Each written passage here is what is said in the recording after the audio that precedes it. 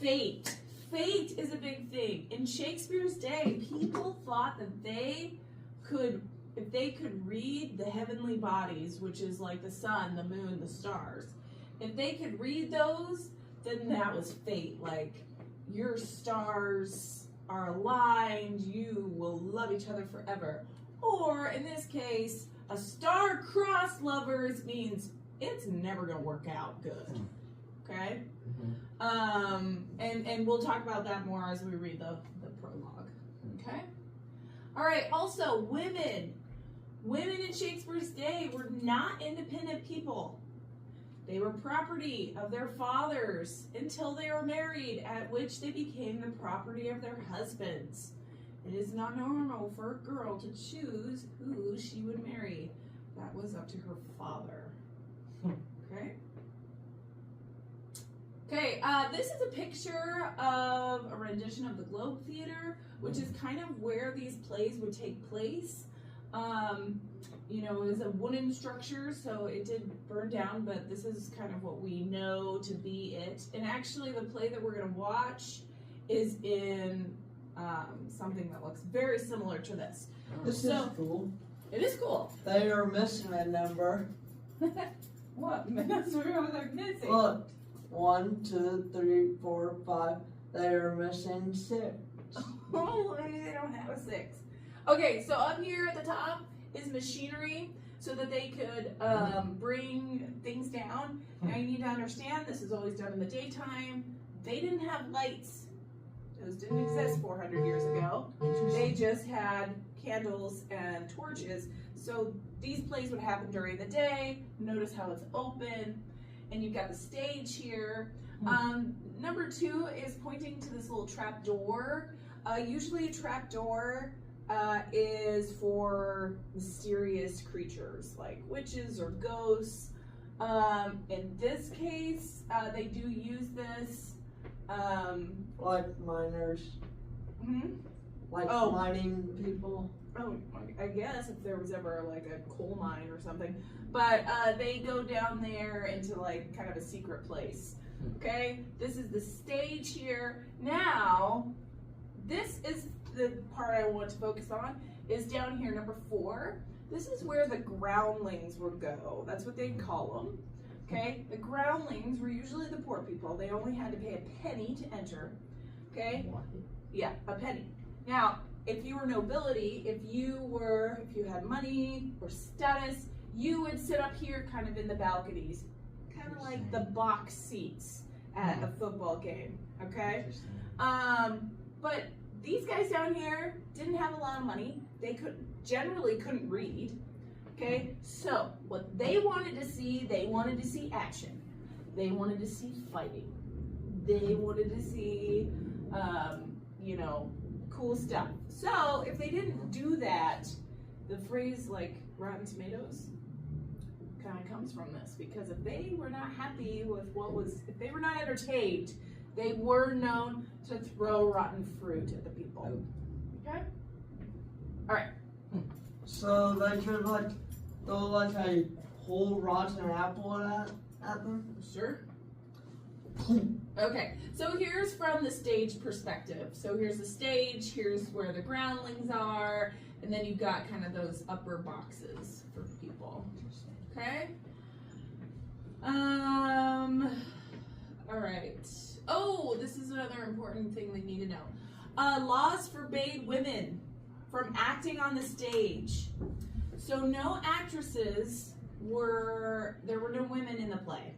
Okay, the ones we're going to see are modern, so they do have women. They even have women in generally men's roles. But so instead of having a woman, Shakespeare compensated by not writing a lot of women's parts, but if he did, they were always young, and they would have a young boy do that before his voices changed and got deeper. So younger boys had kind of higher pitched voices. So that is kind of an important thing to know. So you were never going to see physical contact, really. No one's really going to like make out on stage. It was always limited to like just a kiss and a hug. okay? Because that's the most that you get, because it's just men. All right. Okay, so now I want you to stand up. Okay, and we're gonna get the prologue. So come get a prologue, and we're going to make ourselves a little circle. And I'm sad Kaylee's not here, so let's come over here. We can make our little circle. Should I put my headphones? Yeah, just set them on your desk. Okay. All right. Ooh, we're doing good. Come on. All right. So this is what we're gonna do. Stand over here. So we're in that circle. Okay. So what we're gonna do is we're gonna read it 2 times here together. Okay. Okay. All at the same time. Okay. And then we're gonna go around and kind of read them individually. Okay. Okay. All right. So nice and slow the first time. 2 Household. You're gonna read with me. Okay. 2 households. Households. both alike in dignity, in fair Verona, where we lay our scenes. From ancient grudge break to new mutiny. Are you with me? Are you with me? Yeah. Where civil blood makes makes civil civil hands hands unclean. From Where- forth From forth the fatal fatal loins loins of these of 2 these foes, two foes. A a pair pair of of of star-crossed star-crossed lovers take their life, whose Who misadventured, misadventured, piteous hideous overthrows overthrows do with with their with death bury their parents' parents' strife. strife.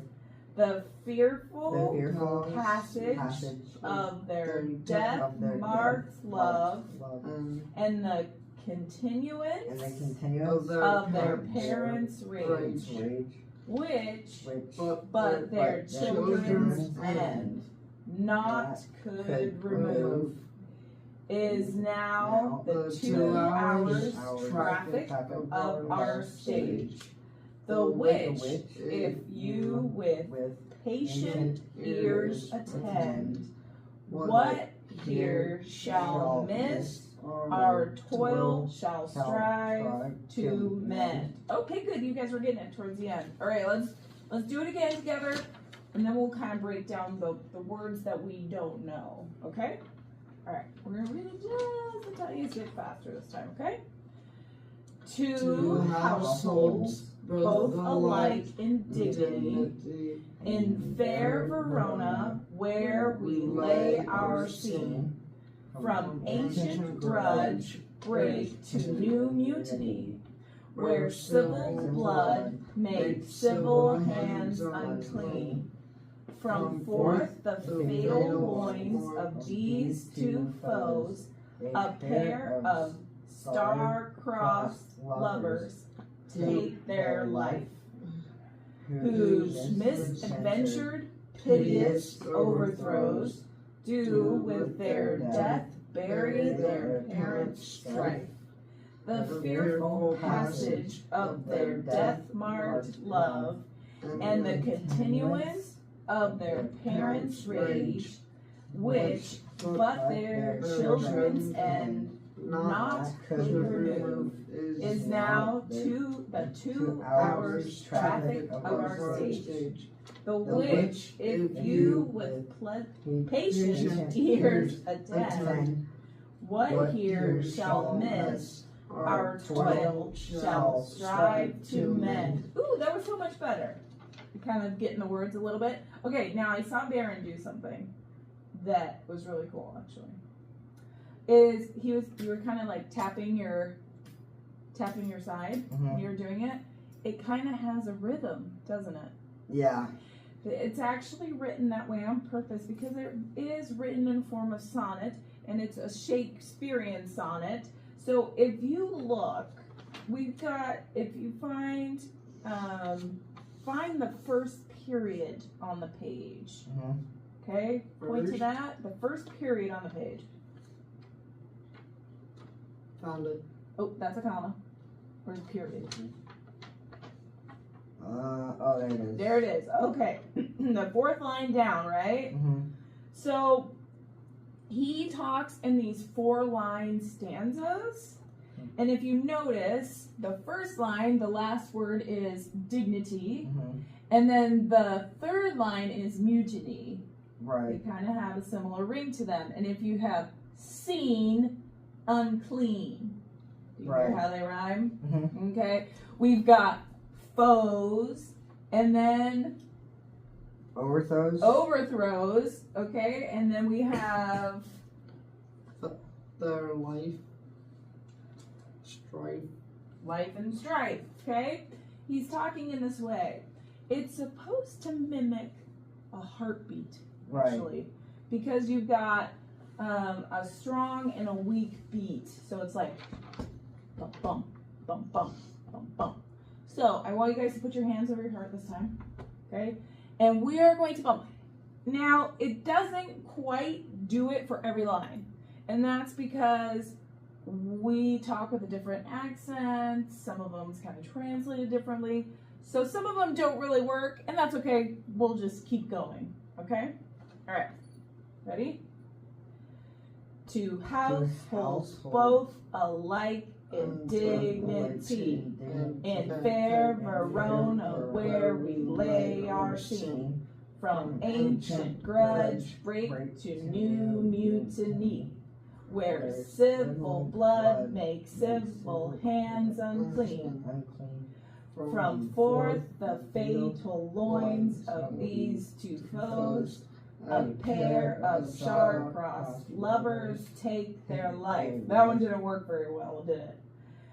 Whose misadventured, piteous overthrows do with their death bury their parents' strife. The fearful passage of their death-marked love, and the continuance of their parents' rage, with but their children's end not could remove, is now the 2 hours traffic of our stage, the which if you with patient ears attend, what here shall miss, our toil shall strive to mend. Okay. Now, let's look at each line and let's find the words that you are unfamiliar with, that you don't understand what they mean. I found one already. All right, first line, what do you got? The Verona. Oh, Verona, but we're looking at the first line first. Anything here that you don't know? No. Do you know what dignity means? Kind of. What do you think it means? Like, someone's, personality, dignity. Kind of. Yeah, it's kind of. It means honor or respect. So, 2 households. What does that mean? 2 homes, right? Right. Both alike in dignity. Both alike in honor, status, probably economic. Okay? They're both high in dignity. Okay, and then your word was Verona. Yes. Verona is a city in Italy. That's why it's capitalized, because it's the name of a place. Okay? Anything else in that second line? Do you know what scene means? Yes. What's that? Like that movie scene. Oh, okay. You're talking about a part of a movie. Yeah. This is actually a scene means like a place. That's why it's saying the place that we're at is Verona. Okay? Alright. Yeah. What about that third line? Anything there that you're like, what does that mean? The Grudge. From ancient grudge. Oh, grudge means resentment. Like you had an argument or a fight. You're not fighting. You're just like, I don't like him because he fought me. Like, you have a grudge, okay? What about ancient? What does ancient mean? Do you know what ancient means, Baron? Man, that man is ancient. Like different people? No, it has to do with their age. Like old. Yeah. Like how old they are? Yeah, it means old. So this is an old grudge, an old resentment, okay? And then, do you know what this word is? What is that word? Mutiny? Yeah, what does mutiny mean? You might know what that one means. If you think pirates. Yeah, no Like clue. sailors. Yeah. What happens if there's a mutiny on a boat? Oh, it was like crash. No. No. I mean, you know, if you think about Sink? Like, no, it's when the sailors overthrow the captain. So They like, don't want to do what the Oh. captain's doing, so they rebel and they don't do what he does. so like think of SpongeBob. right. SpongeBob. Yeah, the pirate from SpongeBob. Oh, yes.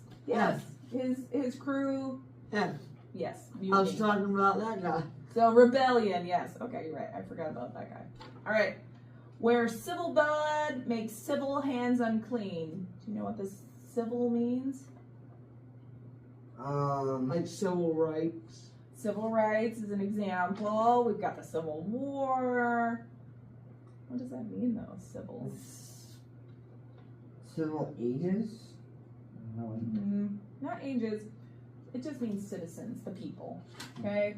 Where the people's blood makes people's hands unclean, right? They're killing Right. people. Okay?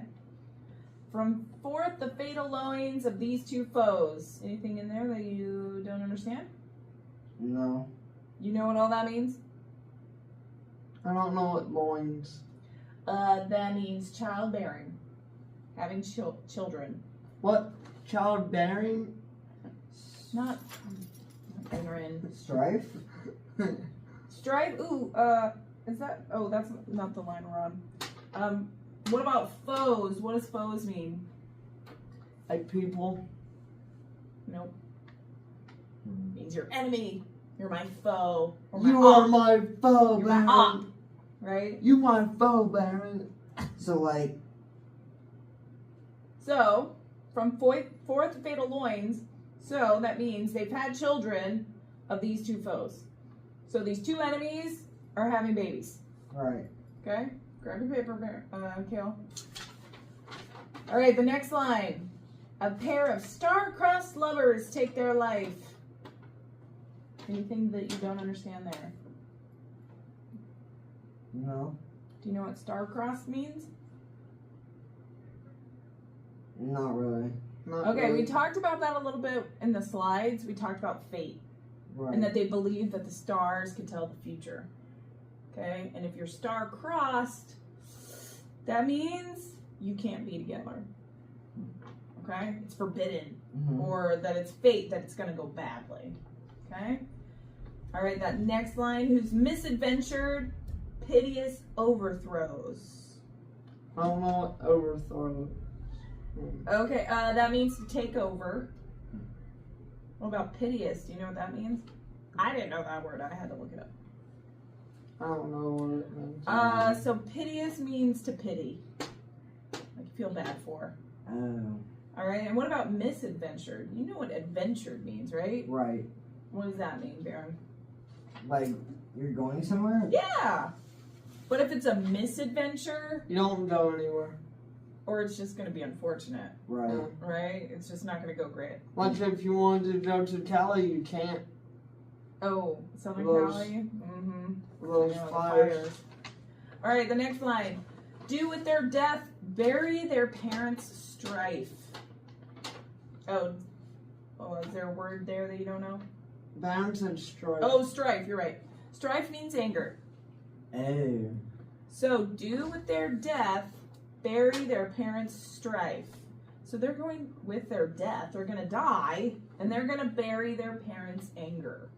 Oh. Okay? The fearful passage of their death-marked love. Any words there? You guys might know all those words. Death marked? Okay, so death-marked means that they're marked for death. Like, they're destined for death. You can call fate, whatever. But they're death-marked love.